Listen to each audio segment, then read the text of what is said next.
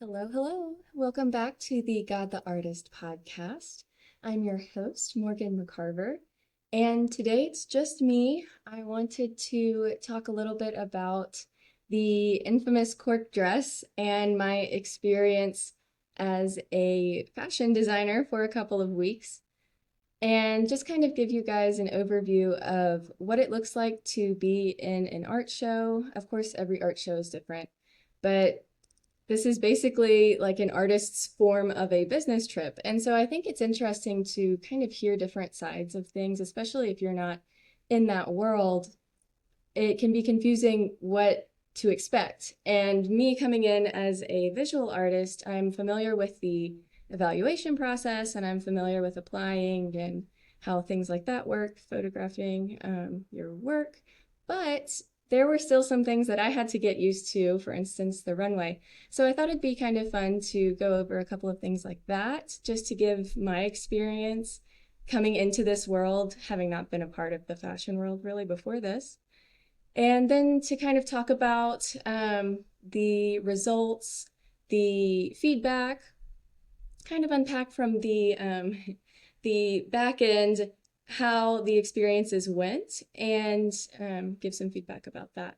So it has been so much fun. I just have to say, I never really thought it would be as much fun as it was, even though I basically applied because I wanted to and I knew it was going to be fun. Um, Essentially, the way I heard about these festival shows is because I am a part of Art Fields this year. And so I always encourage other artists or aspiring artists, like, you never know what you apply for or what you do that leads to something else. And so in this case, because if you want to back it up and back it up and back it up, I found out about the fashion shows because I'm a part of Art Fields, which is a huge art competition in Lake City, South Carolina. And it's probably the largest art show in the South, potentially in the nation. It is an absolutely amazing show. It's such an honor to be in. I applied 4 years ago and did not get in, but I got in for this year's Art Fields because of the solo exhibition I had last year at Gately Gallery in Florence, South Carolina, was with Francis Marion University. And the reason I got into that show is because I applied with work that I had shown at the Blowing Rock shows that I used to do those residencies in the summer. And I got into the Blowing Rock residencies because of other solo exhibitions I've done. And I was a top finalist for the 701 CCA. And so even though I didn't win the 701 CCA back in 2020, because I applied and followed through and had pictures of my work, then I could apply for other things. And pictures of that led to applying for other things. And it all kind of adds credibility, especially since I don't have a master's in fine art. It's a little bit more of a fight than just having that credibility of a master's program.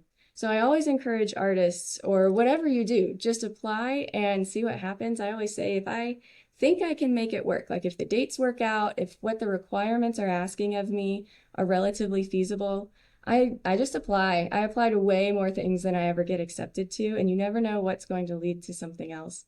And so being in Art Fields, like I said, I had tried 4 years earlier, didn't get in, put it on the back burner and focused on other things, and came back to it, reapplied, got in this year, and said, well, if I'm in, I have no guarantee I'll ever be in again, and I'm going to live this up to the fullest. I'm going to participate as much as possible. You can see I've got my Art Field sweatshirt on if you're watching. And basically, I decided whatever I could make happen, I was going to try to make happen. Now, I do still have a full-time job, so I'm not just living down there for the next 2 weeks, but I can go on the weekends, and it has been so much fun. So, all that to say, I had seen a post on the Art Fields page saying these two amazing designers, Flavia and Deco, were going to have a runway Trashion, trash fashion art show. And I honestly didn't really realize there were two different ones. So one was in Columbia and then one was in Lake City, and they were 2 weekends back to back. but I thought, hey, this sounds like a lot of fun. I had done similar projects in college. I've made dresses before. If you look back at, for instance, my 701 CCA exhibition, I had a dress in there that had porcelain instead of lace as the decorative elements, and I had so much fun with that, but nobody actually wore it, and it was pretty heavy. And I thought, this is a new challenge. I've never made something like this, and I've never made something where it needs to fit multiple models. Usually I form everything based on my measurements because I'm going to be the one ultimately who's going to model it for the photos.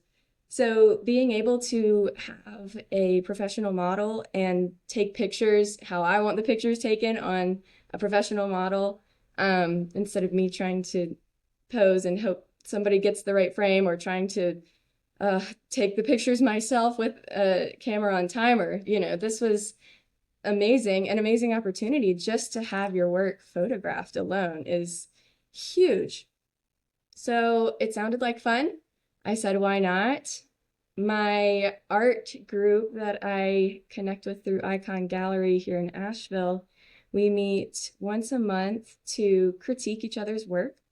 So I love to just bring up questions and kind of crowdsource and see the feedback of what sounds fun to them, what sounds like something they would want to see, what are the ups and downs to what my ideas are. And I love to bounce ideas off of them. So I brought up this idea of trash fashion show. I am starting from scratch. I will be making these pieces specifically for these events. And so whatever garment I make needs to be made in about a month, is about the time I had. And it needs to be recycled material, but easily accessible, because I have less than a month to collect this material. So one of my ideas that I really liked was doing like a tooth fairy kind of idea with used toothbrushes. And then, y'all know I'm a germaphobe, so I really thought that through. I was like, well, maybe not. But that idea is still in the back of my head. You never know. Something might come of that one day. But pivot, get some feedback. One of the artists suggested corks, which was a great idea. And he was thinking way out of the box than I even had time to go this time. He was saying I could stain them and paint them and do all this stuff and, get a saw and cut them accordingly. And that would be awesome. I don't have the studio set up for all of that quite yet, so I'm really doing this out of my living space. But the idea of manipulating a cork, like one little unit, and one unit becomes an actual garment, an actual piece, because of all of these units combining to make one unit, that really appealed to me. So I started gathering corks. I had friends from all over sending me corks, mailing me corks. I went and picked up some corks. And they were from all over the world because thankfully my friends travel. So I had some beautiful, beautiful designs, and I realized I appreciate cork design. I don't know if that's an actual job, but I'm sure it is. It should be if it's not. But designing corks and printing, which logo are you going to print on this side? Are you going to print something on the end? Is it just going to be horizontally? I mean, the detail on some of these is absolutely incredible. And they in and of themselves became little art pieces, and I'd have to like pull out the ones that I really liked, and this design, I have so many of this very specific design, and if I repeat these a certain way, it'll look like a pattern, and if I use these in this way, then this will come across. And so I really started having fun with the idea of manipulating my object in a way that it would serve my purpose. So I started with the skirt, and I started with chicken wire, again, crowdsourcing from my coworkers, my family members, trying to get any kind of feedback or advice I can. And it's not that I'm just doing what they tell me. I really sift through the advice and see what really resonates with me, what makes sense to the way I work and my style. And chicken wire sounded like a great idea. I learned it is officially called hex mesh, which sounds a lot more professional than chicken wire. It also cracks me up. I don't know why. So I started with my hex mesh and made the skirt. there was a brief moment where I thought this could be a full-length skirt, and then I realized there are requirements for a human body to move in a garment, and so you have to be able to do stairs and fit through doors and walk, all that good stuff. So scaled it back a little bit, reeled it in, worked on the skirt, and I had a lot of fun sorting my corks so that the lighter corks were at the outer ridges of the form, and the darker corks were in the deeper recesses. So it really helped me create this 3D. Not only was the skirt 3D in the way that it moved like fabric, but the actual color of the cork was so intentional that it was helping me create those values of highs and lows and shadows and highlights to really get that kind of illusion of an even deeper wave than I was able to create with the chicken wire. And then I cut my finger. And so I experienced what it's like to go to the ER in North Carolina. But everything's good now. I didn't cut through anything too important. And I just have a little dent where the skin was. And I am very squeamish, so I won't go into any more detail than that for you listeners who also are squeamish. So I was able to use a tool from the 1800s, which my parents actually found when they were antiquing. It is a tobacco plug cutter. I have no idea what that really means in the tobacco world, but it is some kind of cast iron knife that is similar in design as a guillotine. Essentially, the big knife goes up and down. So you like pump the handle, the knife comes up, you stick your cork in or your tobacco plug, and then you bring the handle down, the knife comes and cuts a clean break right through. It's a nice clean cut. And that tool, if I hadn't had that tool, I don't know what this piece would have looked like. It definitely would not have been as well crafted as it is, which just goes to show we don't know everything today, and sometimes people back then, our ancestors, knew how to make good equipment. You know, they knew how to make things that lasted, and this tool that is over, you know, generations, it's generations older than me, generations older than my parents. It works better than anything I could come up with at Ace Hardware today. So it was really fun to be able to use a recycled tool to make the recycled dress. So full throttle, full steam ahead. Basically, I would come home from work, eat dinner, sit on the couch, start cutting corks, and really work on the dress until I fell asleep, and then wake up in the middle of the night on the couch saying, why did I do this? Then go to bed, wake up, go to work, rinse and repeat, which is part of the experience, you know, it's part of the adventure. And it's just so much fun. Like, I wouldn't be doing this if I didn't love it. And this type of project is the kind of thing that absorbs all of your thoughts and your time and your creative energy. And all you can think of is what problem you're going to solve next. And, you know, you finish this, but this still needs to be done. And don't forget to check on this. And it's all of these little things that are rolling around in your brain when you're driving home from work, or when you're making lunch, or just not working on it. You're always working on it. So physically, I ended up spending over 160 hours on this dress, again, aside from my full-time job. So most of these were late nights. And I don't know how many hours I actually thought about it. Way too long. But that's what makes it fun. And so once I got the skirt really in full force, I realized I was running out of corks like halfway up the skirt. And turns out you can buy a lot of things on eBay. So I actually ended up buying used wine corks on eBay. I don't know, I found that interesting. People sell, I guess, whatever they think people will buy, and I was one of those people. So I bought some used wine corks, and with that extra supply plus cutting them in half with my new cutter, I was able to complete the skirt. Realized how heavy it was. It is about 19 pounds.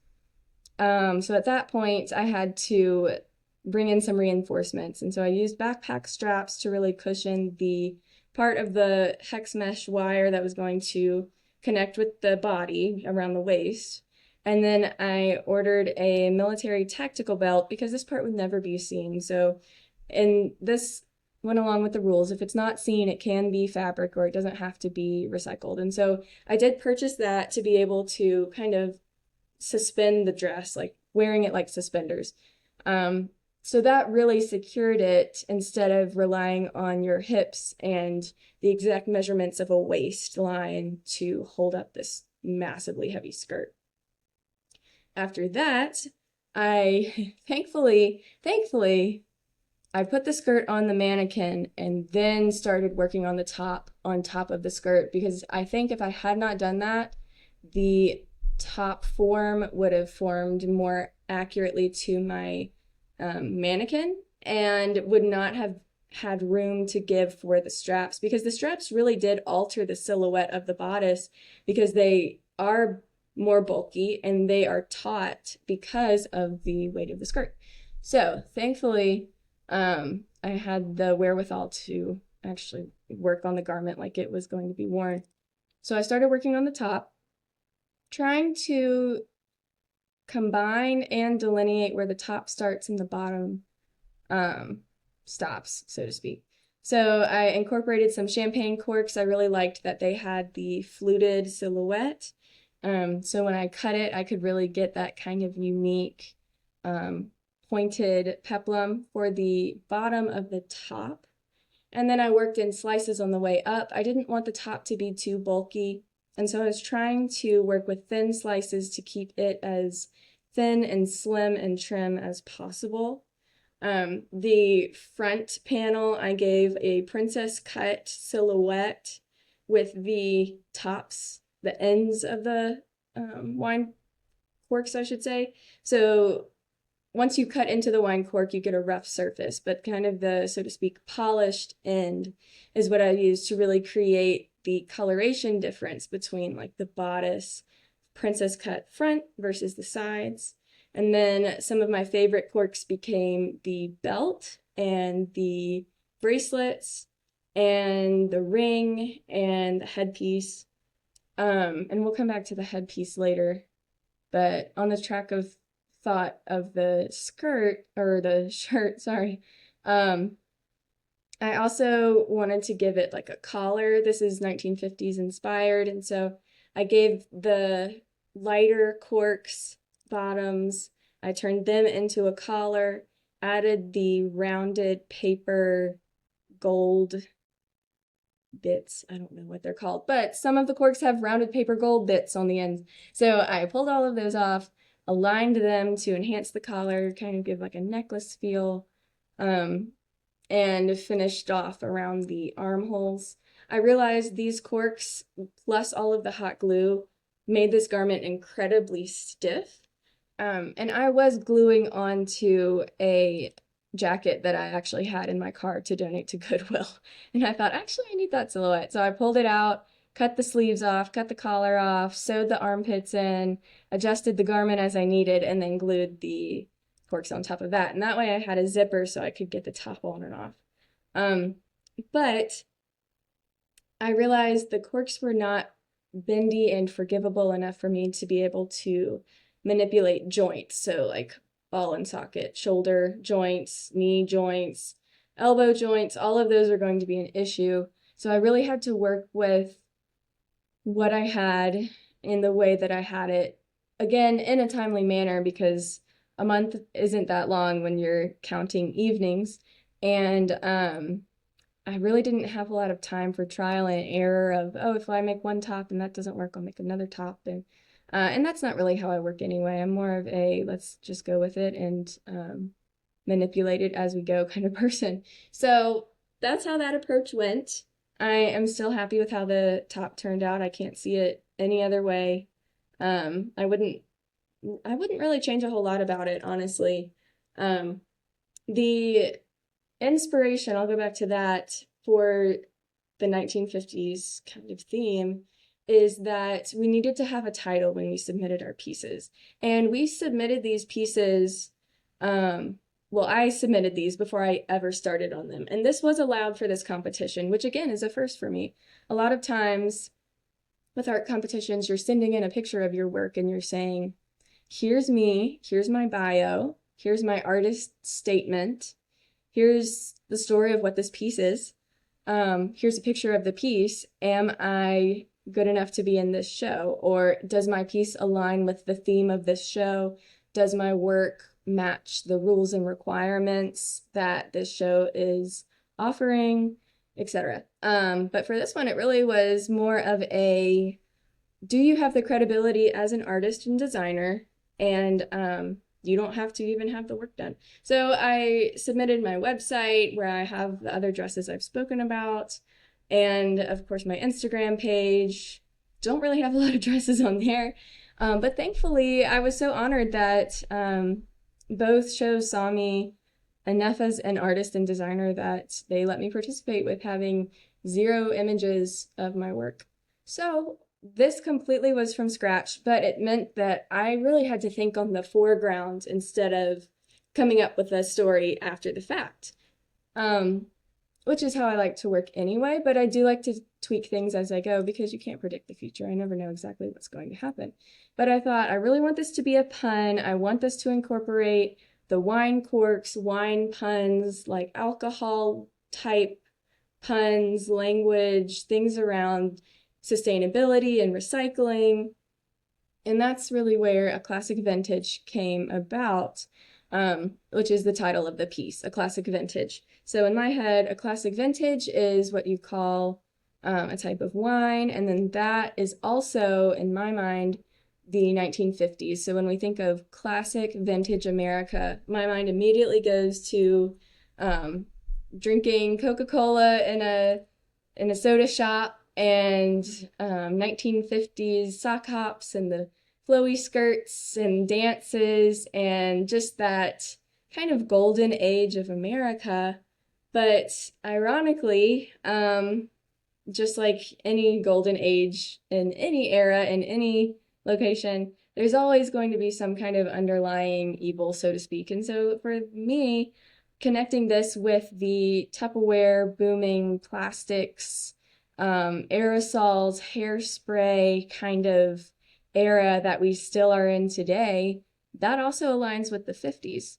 And so kind of playing with this idea of exuberant overindulgence of something that is a good thing, but you're overindulging so much that it becomes a problem, which again can go back to wine and alcohol. So kind of tying all of these in together, that's really where the 1950s inspired thing comes about. And let's be honest, I can't do anything unless it's related to history. That's just such a history buff I am, that I took historical costume classes in college for a reason. I historically costume design pieces for myself. That was my high school senior project. If it's not based in history, I don't understand what's going on. I just love it. There's too many good silhouettes and clothing designs and garments and historical reproductions. There's too many good examples of beautiful designs throughout history for us to not take advantage of them. So in my head, let's not reinvent the wheel. Let's use something that is recognizable. So went with the 50s, which was fun. I've actually never really incorporated designs that late in human history. Usually I'm in the Victorian era, medieval era, colonial era, a little Edwardian. So to jump all the way to the 50s, it's like, whoa, cars exist. But again, that all is like a little bit of a rabbit trail based on what we're actually focused on, but that's how I work. So I designed the garment, got some photos just in case they needed some, which they actually had such faith in us, they never asked for photos beforehand, so that was kind of cool. Showed up to the event, and the first one was in Columbia. It was at the Columbia Museum of Art, which another thing, I had no idea. So I can say that I have had a piece of art shown in the Columbia Museum of Art as part of a fashion runway. crazy. Had no idea that was going to be such an experience and such an honor. The day started at 10, so I drove down that morning. It's about a 2.5 hour drive from where I live in North Carolina to get to Columbia. And then we were there from 10 a.m. to 10 p.m. And a lot of it was trying the garment on the model, what needed to be adjusted. They needed to do hair and makeup. Their hair was inspired by our look and what our envision and our vision was for the piece. And so I honestly trusted my models. My models were amazing professionals. They do this all the time, and I let them really have full reign in their choreography, their movements. I gave some opinion on the hairstyle of trying to coordinate it with the time period, but nothing hard and fast, because I realized, like, just like I don't like to be micromanaged, nobody does. So giving them the freedom to express themselves creatively and have that creative freedom while embodying this garment allowed them to have so much fun and really make it their own, that it brought the piece to life so much more than if I had tried to manipulate every single aspect and make it exactly what I thought it should be. Because I'm the first to say that I don't know most, 90% of what it takes to be a model. So these beautiful girls have taken classes, and they, like I said, have modeled before. So who am I to tell them what to do? That is not my field of expertise. And if it is their field of expertise, I'm going to honor that and respect that and give that to them, give them the whole floor on that. So my first model, Grace, was absolutely amazing. She was such a trooper. Altogether, the top is about 6 pounds, the skirt's about 19 pounds, so this is 25 pounds, all basically with all of the weight on your shoulders because of the suspenders on the skirt. So we did the fitting, took the dress back off, did several rehearsals. The organizers were very intent on making sure we had the speed of the walk right, the posing correct, where all of the chairs needed to go, timing it out, seeing how long the event was going to be, knowing when to kind of stop and start. And it was a shocking yet nice surprise that the artists actually had to walk down with their models on the second runway walk.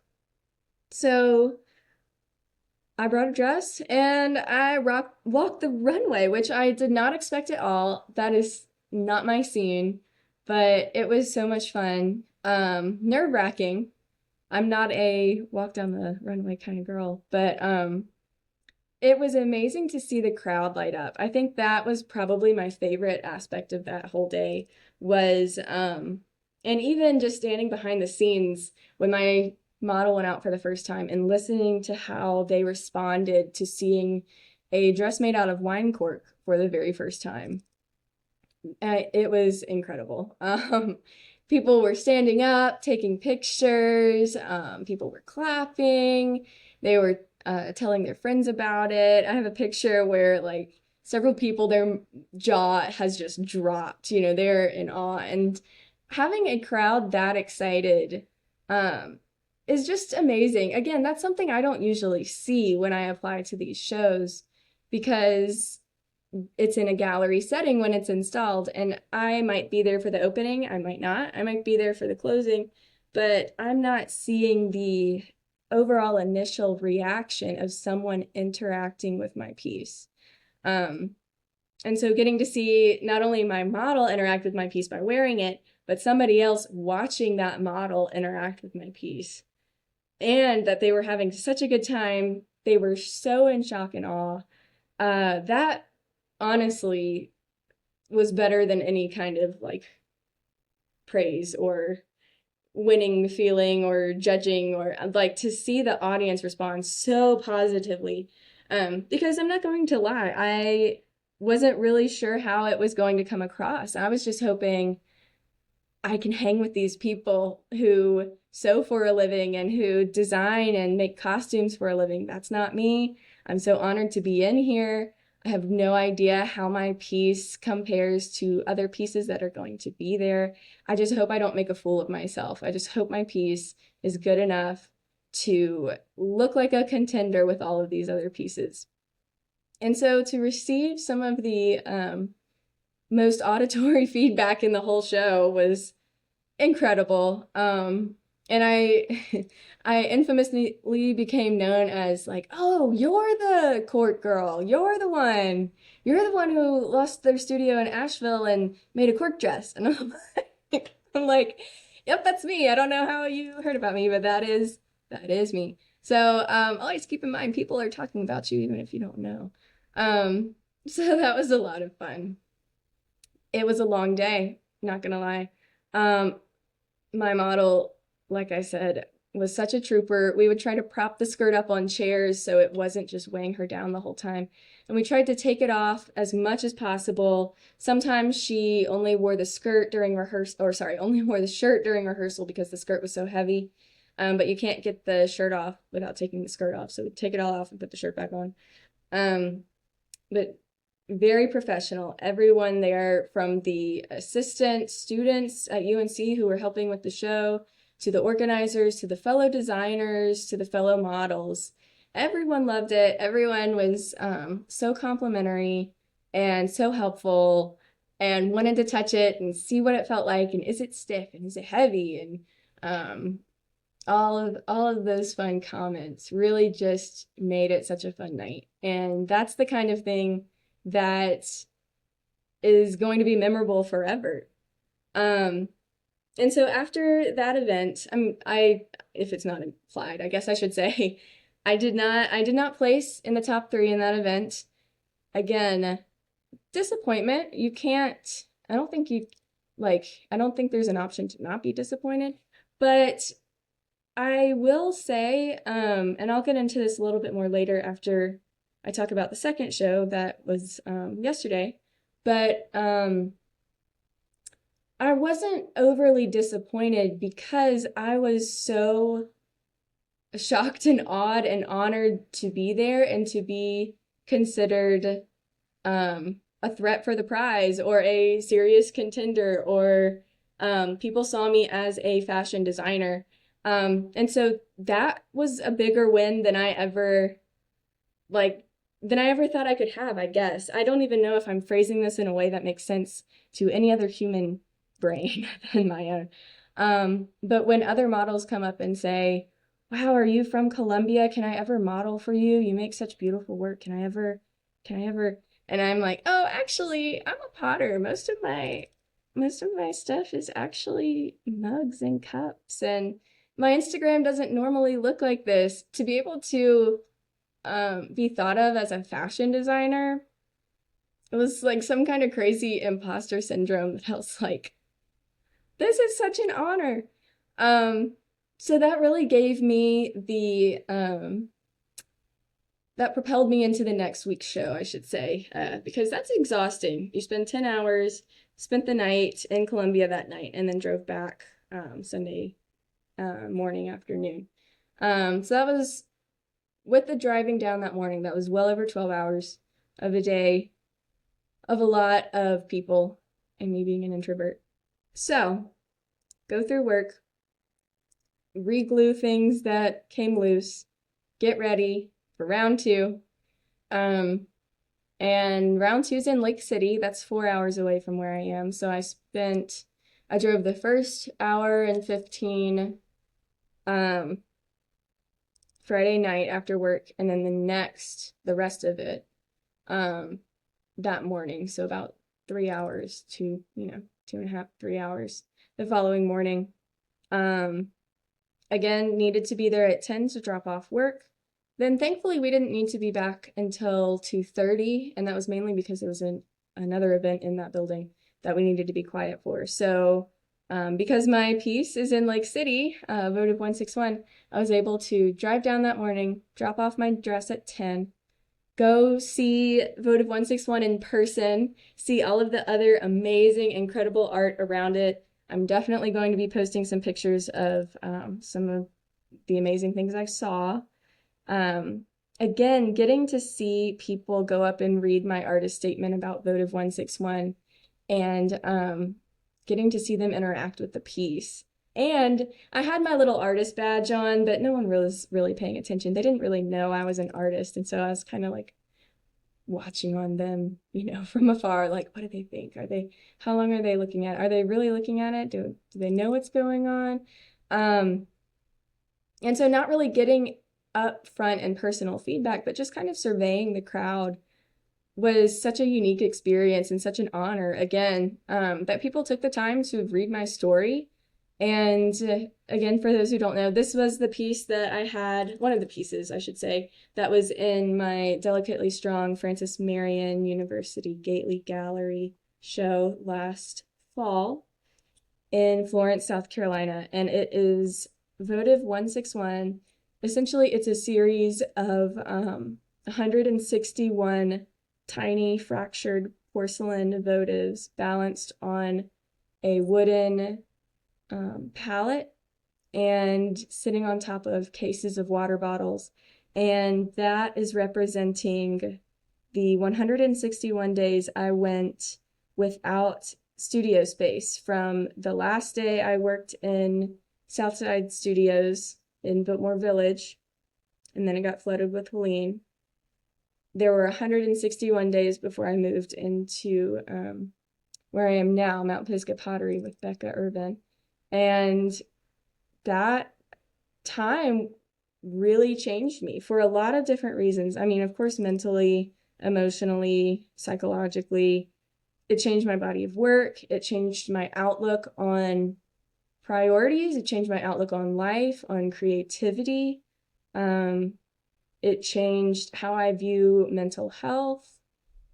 It really was just as impactful to me as my scoliosis experience. It was in a completely opposite, well, I don't know opposite, but in a completely different way. Yeah, kind of opposite. Anyway, completely different way than my surgery.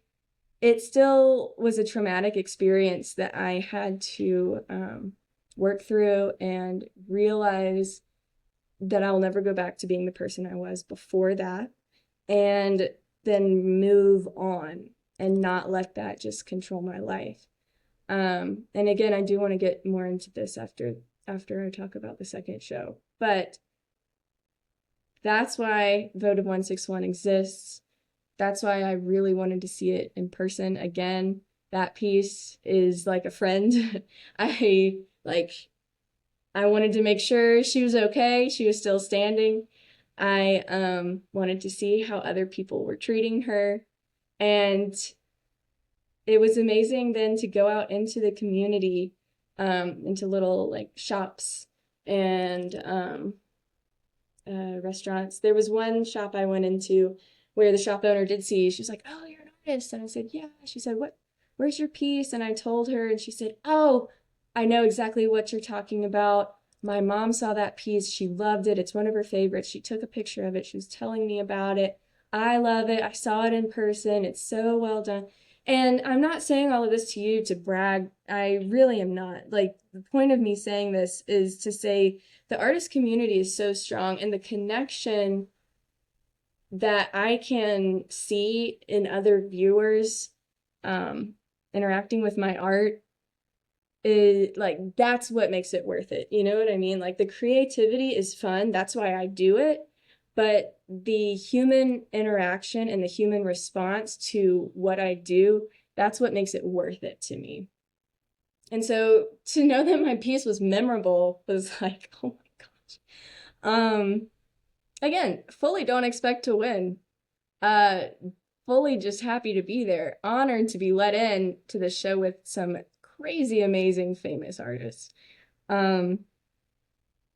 So got to see that, got to experience art fields to the fullest. I went to their special plant show, and of course I bought several plants, and went to some little antique stores because of course I'm going to do that, and really enjoyed myself looking around the town, looking at all of the different art.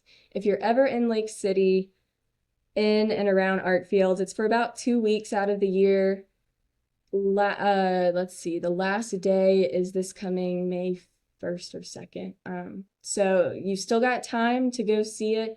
It is the most unique experience where art is in specific galleries and then art is in shops treated as a gallery experience. So the art show really does envelop the entire town. I would say it's the equivalent of like how Carnival takes over Venice, where there's just such this wave, this momentum gets the entire town swept up in this event. And it's such revenue and good publicity and marketing and tourism for the town, but it's also this amazing event that everybody looks forward to. And it's part of their culture and it's part of what makes Lake City, really. But it's also what makes South Carolina such an art state that I didn't fully really realize when I lived there until I don't live there anymore and look back. So regrouping, came to the show at about 3, did the fitting on my second model. This model, beautiful, beautiful model. She was amazing, just like the first one. Their body types are all different. So there was a little bit of finagling, and I think that was really good for me to learn. I like making things adjustable, or in this case, making things so rigid that it really doesn't matter what your shape is. This will hide the shape, and all you'll see is the garment, essentially. Because I wore it, I definitely, with my the rods in my back, I don't have a normal silhouette at all. And then 2 other girls who don't have silhouettes that match mine also were able to wear it. And so to see, oh wow, 3 different bodies wore this, that's so cool. That's never happened to me before in my life. Usually I'm altering clothes specifically because they don't fit me well. So that was an amazing learning experience, really good instruction. The model was over the moon. She couldn't wait to put it on. I was warning her, like, hey, I brought you a goodie bag because I know this is going to be heavy and please don't get mad at me. This is going to be a long day for you. But I couldn't hardly get it off of her. She wore it all the time, loved it, wanted to practice her walk so it would be perfect, wanted to make sure she could balance in it well, wanted to test out her heels with the garment. And for me to be able to see, like, modeling and all of its stigma and all of its stereotypes, I never considered that someone who is volunteering for this event would put this much time and effort into caring about how they moved in my garment. They wanted to move effortlessly and they wanted to portray this beauty and grace while wearing the garment. And they wanted to do that by practicing in the garment, even though they were knowing that they were sacrificing their strength and they were going to have a really long night. And that honestly meant so much to me, that someone would care that much. And it wasn't just a resume builder for them, like stick this thing on, or like, you know, now I can check this off. Now I can write this on a resume, or I did this as a favor to the people who were running the show, or she really cared. And that, for never meeting her before, that really meant a lot. And she did a great job. Again, she was effortless. Several people in the crowd said, you made that look so light. I had no idea it was so heavy. I was like, that's it. That is what you want. That is the type of thing. So that was really special. And of course, we practiced our walk again, making sure the setup was a little bit different than the week before. So we were organizing how you walk down, how you walk back. There's a lot of waiting around. So if you're going to participate in something like this, just know that it's not all go, go, go all the time, but you do have to be mentally present. There's a lot of instruction. Things are going to have to change. You really have to be a go with the flow kind of person. Recognize you're not in charge. Recognize that you don't know best, and thankfully you're not getting paid to make this happen. So you just have to sit there, take instruction, make it happen, and admire all of the amazing art. I met some incredible designers, incredible artists, got a bunch of new Instagram fans, friends, family, that I can't wait to keep following them, see what designs they come up with, see where these models go. They're doing like New York Fashion Week and Columbia Met Experience and all of this kind of stuff. And that's what makes it fun, you know, instead of just showing up for the event like I would a traditional gallery experience, the behind the scenes with everybody else, that is where the memories are. So again, talking to new models, getting to share my story, getting to listen to their story, seeing these incredible pieces, these garments that people who actually sew for a living were creating, was very inspiring. I think that's also why we do the things we do, because we need that inspiration from each other and we need that encouragement from each other. And getting to lend out my hot glue gun or helping someone make sure that their strapless bra is going to work with their dress, or things like that are what make life special. So getting to have those moments as a stranger coming into this community when a lot of these models know each other, a lot of these designers know each other, and they just were so welcoming to me, that meant so much. And that's really what art is all about, you know. So it comes down to time for the show. Again, people, you could hear the gasps of just awe. And I should mention, I think I forgot to say this with the other show, but both shows I actually stood in front of a panel of 3 judges each and talked about my piece, which again is something I've never done before. I've never really had to vouch for my own work in person to the judge. Usually I'm writing an artist statement, they're reading it, they're looking at a picture, or they might be looking at it in person and they're deciding like yay or nay. But to be up there, to vouch for it, to say, this was hard, this is how long it took, this is heavy, these are my challenges, this is what I'm proud of. Make sure you notice this is where my inspiration came from. It was really rewarding to have the judges so attentive and so curious, and they asked such good questions and really wanted to know the construction and wanted to know the reasoning behind it. And I said I'd talk about the headpiece. I have several corks that had crystals on the ends of them, and I couldn't figure out what that was, so I finally Googled it, as you do these days. And turns out the crystals are, and I'm not a chemist, so if you know what it's actually called, feel free to comment in or let me know. Essentially, from what I can understand in my layman terms brain, the crystals form when the cork interacts with the wine in a chilled setting once it's been opened to the air. So there's something about the potassium, the crystals form and they attach themselves to the cork, but only when the wine is refrigerated. And I don't know if I'm guessing it's for a length of time. I really want to experiment with that now and like put a bunch of corks in wine and leave it in the fridge for a couple of weeks or something and see if I can recreate that. Because I only had about 5 of them and they were stunning. I mean, beautiful crystals. Reminded me of the crystal books I used to make with the borax crystals. That was the headpiece. So again, learning chemistry. Never thought I'd do that when I'm making a dress. And the judges were just so attentive and really kind in the way that they asked questions and gave advice and suggested feedback. And then it was time for the show. So we had a great show. Everybody was cheering. The crowd was awesome. It's nice when you have a good crowd. You know, you have the public on your side ready to clap and hoot and holler and whistle and all the good stuff for all of the designers who are bringing out their creations that they've spent at least a month on. And then we got to walk the runway again. I was less nervous this time. I need to work on my poses, actually. I need someone to choreograph what I'm supposed to do. But fumbled through that. Can't wait to see the professional photography, and y'all know I'm going to share it with you, of course.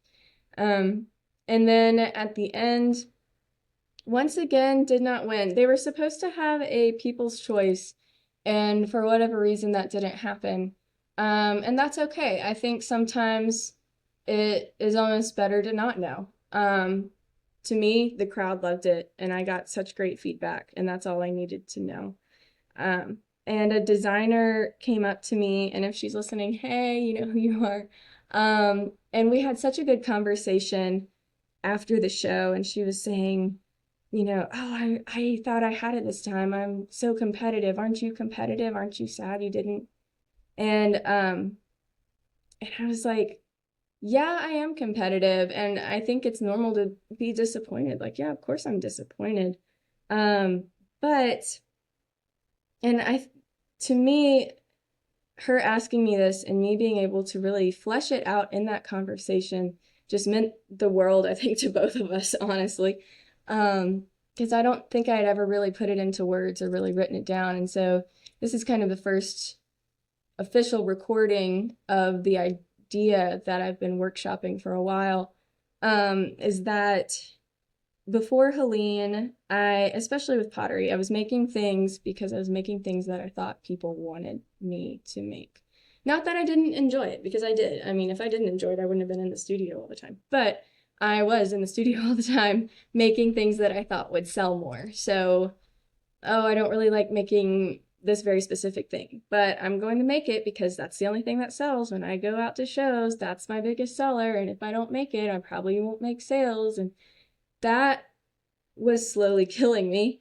And I don't think I really realized it because I thought, well, making's fun. It's fun. And I'm doing it because it's fun and I want to do this full time and it'll be fine. And that's just what people have to do. And then realizing, like, actually, I don't want to do this full time because physically I can't. My body's just not going to hold out if I do pottery full time. But then also, after Helene, when I lost all of my molds and I can't make any more of that type of work. And I lost all of the pieces that I had had for that solo exhibition at Gately Gallery. And I lost all my inventory that I was going to use to sell and all of the equipment that I was going to use for festivals. I kind of decided, actually, I don't think I enjoy the festivals. I think I'm just doing it because that's what potters do. You make a thing and you sell it at a festival. And I was trying to work the Asheville scene. And then I realized I can actually just make what I want to make. And I have come to really understand, especially this year, that the making is the fun part for me. And I take on the jobs that I want to. So I'm working on a custom tile job because I want to. And I'm making mugs for the Icon Gallery because I want to. And I'm enjoying the creative process.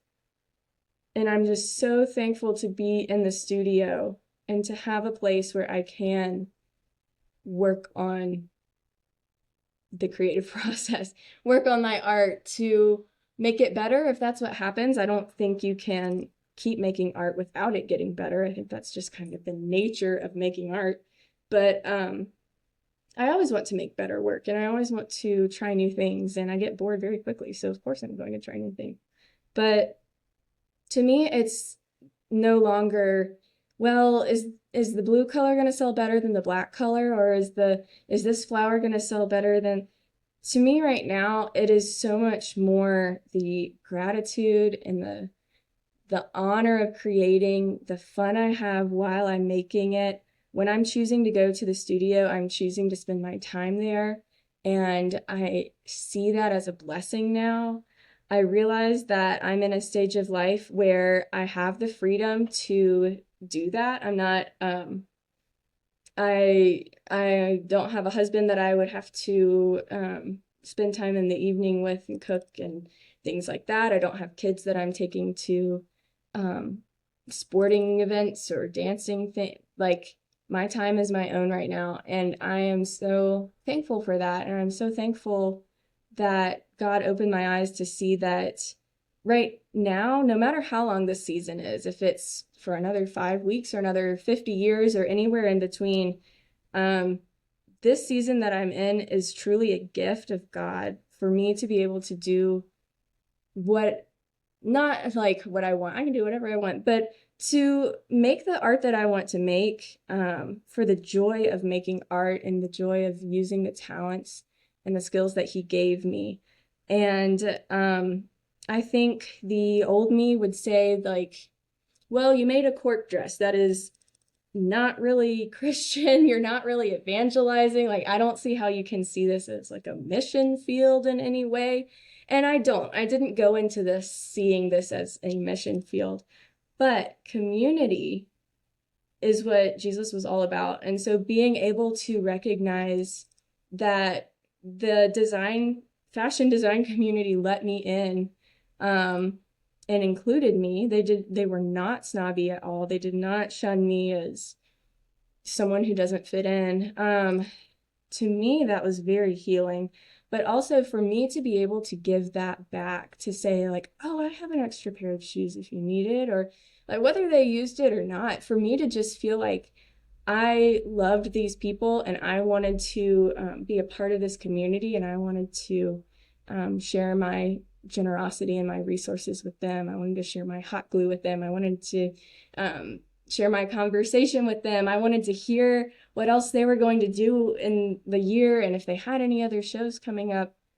Like that's what it's all about. And for me to start to recognize that, me as an introvert who works alone and has always hated group projects, for me to enjoy going to a fashion show and spending over 12 hours with complete strangers who quickly became friends is huge growth for me. And I am excited to share that. And I hope that that encourages somebody out there who is in either a similar situation or who might be in a similar situation soon and doesn't even realize it. But having that other conversation with that designer allowed me to vocalize, like, to me, it's no longer about the winning. To me, I already won because of the way that I was able to make the audience feel something with my work. I was able to make something that I enjoyed making. I made it however I wanted to make it. I didn't make it to win. I didn't make it to be the most politically whatever. I didn't make it to sell. I didn't make it with the best storyline. Like, I simply made it because I wanted to make it. I had no intention that this Cork thing was going to go anywhere else. And I thought, this will be 2 weeks of fun. It'll take me about a month. I'll do it for 2 weeks, whatever. And it'll be a nice little break. And it is. And I think the dexterity that I have learned and the solutions to problems I didn't even know would exist that I have understood will come into my ceramic and sculpture world in a huge way. I expect a renaissance to come out of this because of the aspect of the mixed media. But more importantly, again, it's just like I said before, it's more about me being able to make what I want to make, have fun in the creative process, and then to be able to connect with humanity through that process. And so to be able to connect with other artists and to connect with the models, to connect with the audience out there and the judges who said, can't wait to see what you do next. Keep going. Where else will I see your work? This is so incredible. And for me to be able to say the exact same things back to them, to create that community, that's what it's all about. And that's what I have really missed since leaving Southside and losing that community of about 18 different potters. It goes to show you can find community pretty much anywhere you look. Don't count yourself out for not fitting in, because you never know if you're going to fit in or not. Originally, I had just like brought my little magazine and sat in the corner, and one of the organizers came up and said, "Oh, you can talk to the other people." I said, oh, okay. And then to realize like that invitation was all it needed for me to be able to make friends that I'll keep up with on social media, at least since they're all over the states. Like that's incredible to me.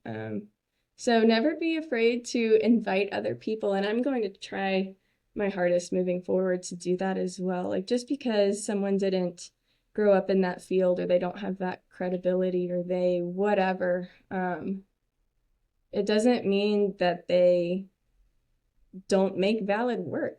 And even like just share community. I think that's what I'm really taking away from this.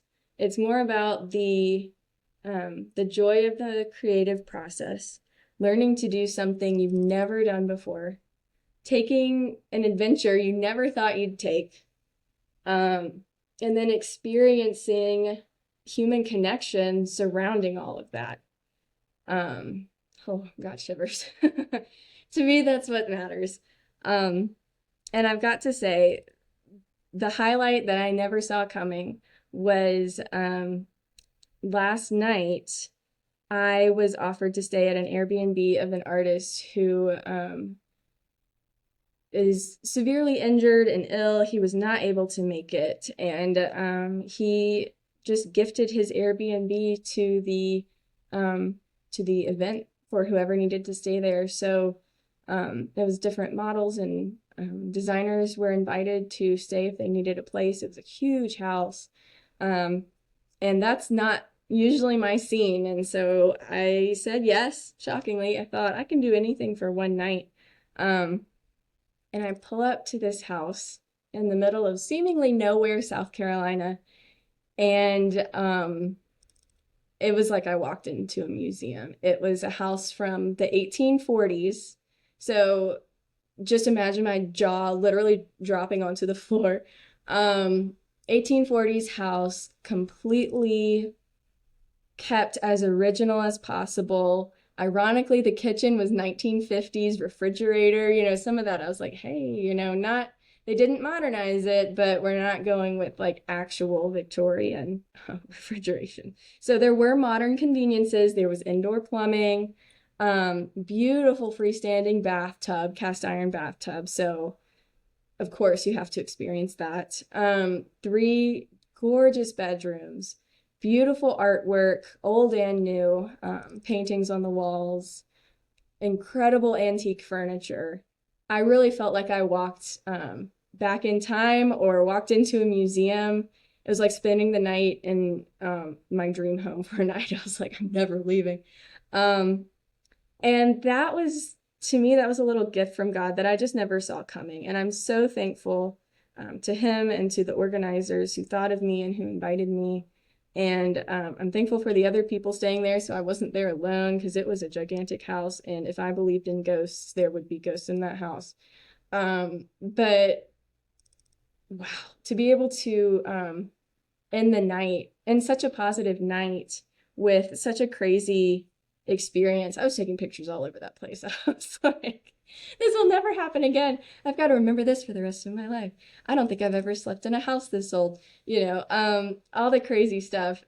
To me, to me as a little history buff, especially of the Victorian era, 1840s, I mean, just looking at like the walnut tree is like older, you know, it outlived the Civil War, and like the house itself, the foundation and the woodwork, and seeing the doors are like half the thickness of normal doors now, and the glass panes are all wavy because of how old they are.